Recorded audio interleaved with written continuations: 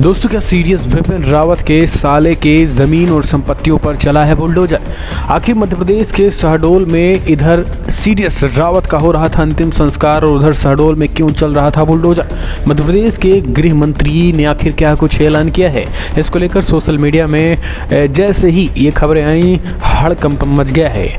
दोस्तों, दरअसल आपको बता दें, देश के पहले chief of defence staff serious general Vipin Rawat और उनकी पत्नी मधुलिका रावत कुन्नूर में बुधवार दोपहर करीब 12-12:30 के करीब सेना का Mi-17 हेलीकॉप्टर क्रैश हो गया। हेलीकॉप्टर क्रैश में चीफ ऑफ डिफेंस स्टाफ और उनकी पत्नी समेत 14 लोग सवार थे। उनका दुखद खबर निकल के आई कि उनकी मौत हो गई। आपको बता दें, आज ग्रुप कैप्टन वरुण सिंह की भी मौत हो गई।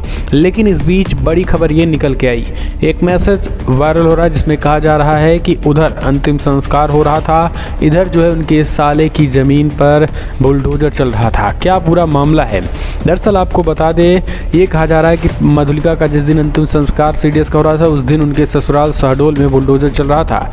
ये खुलासा मधुलिका के भाई यशवर्धन ने किया है। उन्होंने गृह मंत्री नरोत्तम मिश्रा को लेकर इसे ट्वीट भी किया है। इसके बाद हड़कंप मच गया। गृह मंत्री ने मामले को दिखवाने को कहा है। आपको बता दें कि उस समय पूरा परिवार दिल्ली में अंतिम संस्कार में शामिल होने गया था। सेना में परिवार के दिल्ली पहुंचने के लिए विशेष विमान की व्यवस्था की थी। इस मामले में कलेक्टर वंदना वैद्य का कहना है कि यशवर्धन सिंह के लगभग 0.838 हेक्टेयर ज़मीन के लिए लगभग 2,14 लाख मुआवजा दे दिया गया था। यशवर्धन ने अपने सोशल मीडिया अकाउंट पर लिखा है कि जिस दिन जीजाजी और जीजी मधुलिका रावत का अंतिम अग्नि संस्कार किया जा रहा था, उसी वक्त मौके का फ़ायदा उठाते हुए भारत सरकार के आदेशानुसार शहडोल मध्य प्रदेश स्थित हमारे निज निवास के परिसर से बिना भूमि अधिग्रहण किए अवैध रूप से संपत्तियों समाधियों को नष्ट कर पेड़ों को काटकर नेशनल हाईवे का निर्माण किया जा रहा था। साथ ही हमारे किसी हस्तक्षेप पर स्थानीय पुलिस को भी हमारे खिलाफ मुकदमा दर्ज करने का आदेश जारी कर दिया गया। हमें न्याय की दरकार है। ये कोई और नहीं है, उनके साले साहब हैं सीरियस जनरल विपिन रावत के। दोस्तों, प्रशासन की इस कार्रवाई पर मध्य प्रदेश कांग्रेस के नेता के मिश्रा ने सवाल उठाए हैं।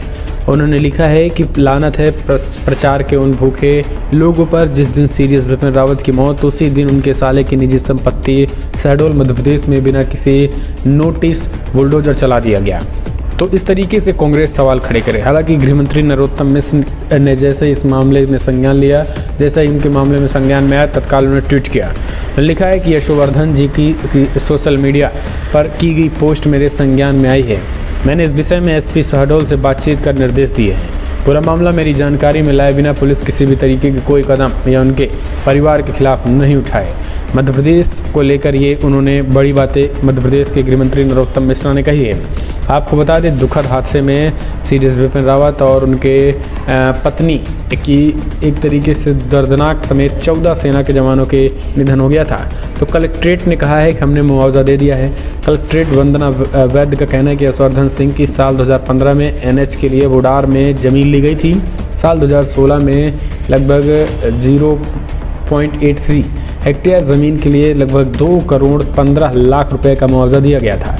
हाईवे के बाजू में उनकी एक स्लीप रोड है और उनका लगभग 0.56 हेक्टेयर के लिए 3 एकड़ के अंदर भू अर्जन की कार्रवाई के लिए नोटिफिकेशन जारी किया गया था।